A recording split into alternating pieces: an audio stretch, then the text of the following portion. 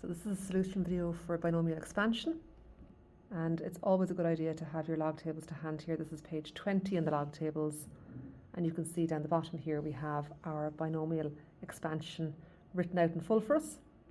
And while they give us quite a bit of information in the log tables, I'm after just narrowing it down here to the beginning of that statement, just so you can see it again there. It's this part just here.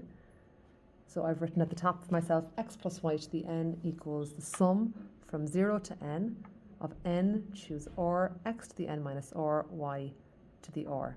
And this just kind of gives us the pattern that we're going to follow.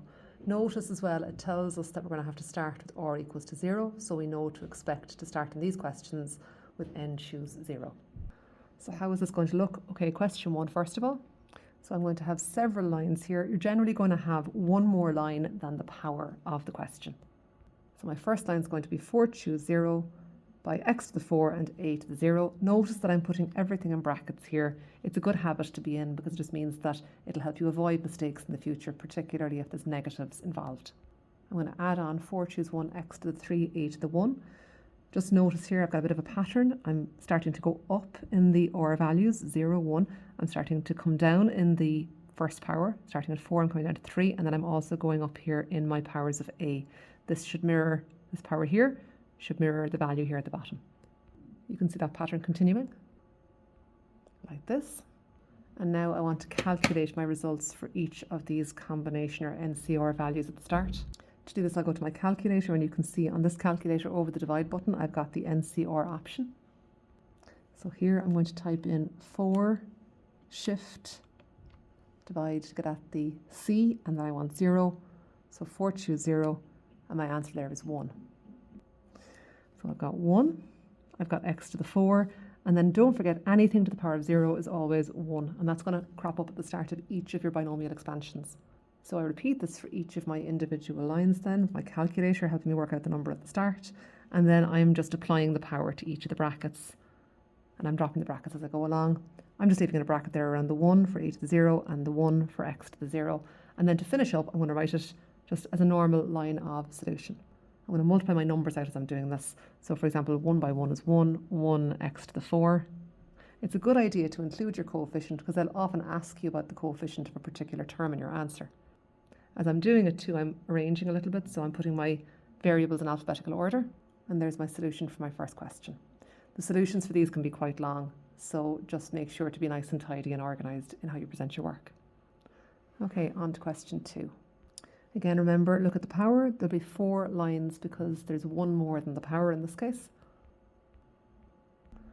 So I've got all my lines written out now. Now I'm going to do my bit of calculation for each of them. This time I've got coefficients to consider or numbers to consider. So I've got 3s there to put to powers as well. So just remember to deal with those also. And also take into account when you're putting your 2x to the power of 3 that you're cubing the 2 and you're cubing the x. I'm leaving everything in a bracket here, and I'll tidy that up then in the last line. And again, just notice there that I've applied my square to my 2x and got 4x squared to the power of 1, no change. To the power of 0, I end up with a 1. That's always the case. Then for my last line, it's just simply a question of just multiplying the individual terms together and writing them as my answer. Again, just before I go on from this question, notice the patterns that we see: 0, 1, 2, 3, 3, 2, 1, 0, 0, 1, 2, 3. Question 3. This time, power of 5, there'll be 6 lines in my calculation. Notice that because my value here, the 5, is a negative, that I include the negative in that bracket. You might just spot my little correction for myself there. I had the 4 on the inside of the bracket. It didn't make a huge difference here because it was just x, but just for consistency I put on the outside. And at this point, before you even do any of your calculations, it's no harm to look out for those patterns again: 0, 1, 2, 3, 4, 5, 5 to 0, 0 to 5. If they're there, then you're well set up. Of course, also don't forget that minus in each of those brackets the whole way down. Anything to the power of 0 comes out as a 1. And we're going to find out that as we calculate these guys, the negative is going to alternate between negative and positive. So odd powers will give me a negative result. Even powers will give me a positive result. So every second one of these will go positive, negative, positive, negative. And as you assemble your final answer here, just be careful of your signs again, taking into account any signs along the individual lines of calculation to this point. Notice I've got alternating positives and negatives in my answer also. Question 4. Again, it's a power of 3, so I'm expecting that I'm going to see 4 lines of calculation. No minuses to worry about this time. And then I'll just assemble my final line. Just take care with your multiplication here, and of course have your calculator to hand if necessary. Okay, on to question 5 then. Power of 4, 5 lines of calculation. Again, really important to have each individual term in its own bracket with the power on the outside to get started. And then on to my expansion of all the brackets. And notice how I expand how the power ends up on the inside of the bracket. That's when I'm applying the power to the full bracket. Again, like before, because we've got this negative 2y, which I'm after including the whole way down, we're going to have alternating positive and negative last brackets. And then we'll assemble our final solution. Again, just take care with the minuses in the brackets here that you're making sure to include them as part of your terms in that final line. And finally, question 6. This time we're asked to find the middle term of the expansion. We can do the full question out if we like. That's not a problem. And then you can just pick out the middle term if you want. But you can be a bit clever about it as well. Notice we've got 6 plus 1 lines of calculation. That's 7 lines of calculation. So I'm going to set up the starts of each of those. And then rather than working through every single one of them, because I don't actually need all of them, I'm just going to figure out which guy is the middle one.